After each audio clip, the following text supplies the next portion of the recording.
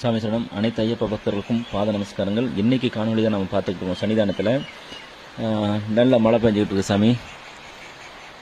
இருந்தாலும் பம்பையில் இன்னமும் குளிக்கிறாங்க. நம்ம மழை அதிகமாச்சுன்னா சில நேரங்களில் பம்பையில் குளிக்கிறதுக்கு பர்மிஷன் இருக்காது. இருந்தாலும் இப்போ குளிச்சுக்கிட்டு தான் இருக்காங்க. ஸோ லைவில் அதிகமாகும் பட்சத்தில் மாற்றங்கள் வரும். அப்படி என்ன வந்தாலும் சரி சேனலை சொல்லிடுறோம். சேனலை சப்ஸ்கிரைப் பண்ணி ஃபாலோ பண்ணிக்கோங்க. அடுத்தடுத்து சன்னிதானத்தில் மிக முக்கியமான நிகழ்வுகள் எது நடந்தாலும் சரி சேனலில் கொடுத்துட்றோம்.